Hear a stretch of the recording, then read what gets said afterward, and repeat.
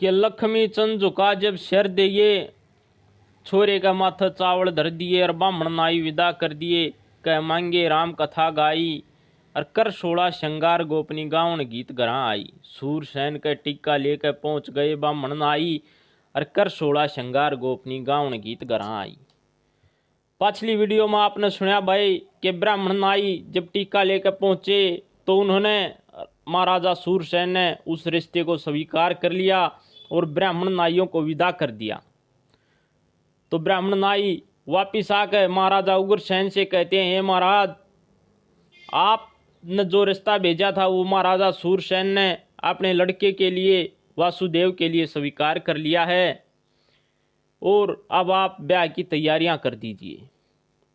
तो जब घर में ब्याह शादी का खुशी का माहौल छा गया तो देवकी की सखी सहेलियां क्या कहने लगी, किस प्रकार तेल चढ़ाने लगी। दादा मांगेराम ने यहाँ एक कविता की रचना और करी। अपनी कविता में दादा मांगेराम दर्शाते हुए कहते हैं कि भाई सखी मिलकर सारी बान बिठावन लागी, तेल चढ़ावन लागी उस छतरी के लाल पे। सखी मिलकर सारी बान बिठावन लागी, तेल चढ़ावन लागी उस छतरी के लाल पे। पहली कली में दादा मांगेराम ने दर्शाया कि खाती का लाया पाटड़ा, घड़के सहेली इकट्ठी होगी जुड़के, मुड़ तुड़के सारी गर्दन मोड़न लागी, चौगरदेन दौड़न लागी, मुर्गाई ज्यों ताल पे उस छतरी के लाल पे।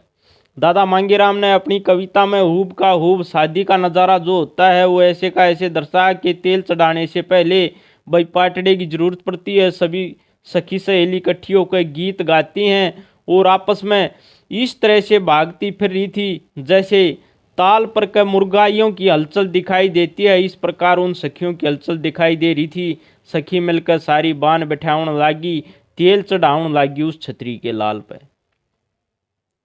दादा मांगेराम ने अपनी इस कविता में आगे दर्शाया कि सहेली चाल पड़ी रल मिलकर, मारे एड़ छाछी दल के हंस खिलके मटकन लागी, फिर घूंघट न झटकन लागी, और मरवट चित्या गाल पे उस छतरी के लाल पे। तो श्रोताओं, दादा मांगेराम ने दर्शाया कि सहेली इस तरह खुशी में भर रही थी, कोई नाच रही थी, कोई गा रही थी, और कोई घूंघट न झटक रही थी, और कोई किसी की हंसी इस प्रकार दर्शाई जैसे गालों पर डिंपल पड़ जाते हैं कि मरवट चित्या गाल पे और उस छतरी के लाल पे। सखी मिलकर सारी बान बिठावन लागी रे, तेल चढ़ावन लागी उस छतरी के लाल पे। अपनी इसी कविता के तीसरे छंद में दादा मांगेराम दर्शाते हुए कहते हैं कि आसरा ले रही परमेश्वर का जो बंधु, मार रहा केसर का बेसर का, ले रहा था चांद उजाला, थोड़ा सा था बीच बिचाड़ा, तोता जो बैठा डाल पे उस छतरी के लाल पे। सखी मिलकर सारी बान बिठावन लागी रे, तेल चढ़ावन लागी उस छतरी के लाल पे। कि इस प्रकार चंद्रमासा चेहरा उजाला ले रहा था कि जिस प्रकार चांद का उजाला होता है, और जिस प्रकार एक डाल पर बैठा हुआ तोता कितना अच्छा दृश्य दर्शाता है, कितना सोना लगता है, इसी प्रकार वो रूप दर्शाया दादा मांगेराम ने अपनी इस कविता में। और आखिरी कली में दर्शाते हैं कि लक्ष्मी चंद बात सही थारी, करना खाना कर्म की यारी, कोई कवारी कोई ब्याही बिन गाली, सारी अपने घर न चाली, गोरी जो छुट्टी चाल पे उस छतरी के लाल पे।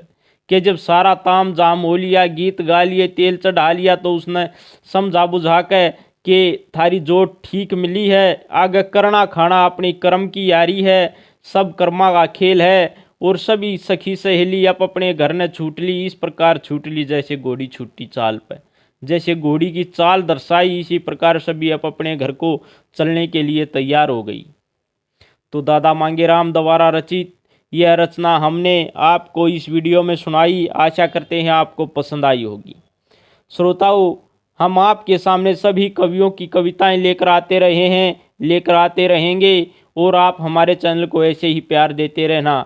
सभी श्रोताओं का मैं तहे दिल से शुक्रिया तहे दिल से धन्यवाद करता हूं, आप हमारी वीडियो को इतना प्यार दे रहे हैं। तो श्रोताओं, दादा मांगेराम द्वारा रचित आपने यह भजन नंबर 7 कहो कविता नंबर 7 आपके सामने बात बातों में वीडियो में पेश किया। आशा करते हैं आपको यह वीडियो पसंद आई होगी। पसंद आई हो तो भाई चैनल ने लाइक शेयर सब्सक्राइब करना न भूलें, और हरियाणवी संस्कृति के चाहने वाले इस चैनल को बढ़ावा दें। आपके सामने यह है कृष्ण जन्म का इतिहास चला हुआ है, जिसके रचयिता दादा मांगेराम हैं। हम आपके सामने कविता टू कविता, वीडियो टू वीडियो आपके सामने लेकर आते रहेंगे। आशा करते हैं आप सभी को हमारी वीडियो पसंद आती होगी। सभी हरियाणवी संस्कृति व हरियाणवी रागनी प्रेमियों का चैनल से जुड़ने के लिए, वीडियो में जुड़े रहने के लिए बड़ा बड़ा धन्यवाद। सभी श्रोताओं को प्रदीप भाई की राम राम। राम राम श्रोताओं।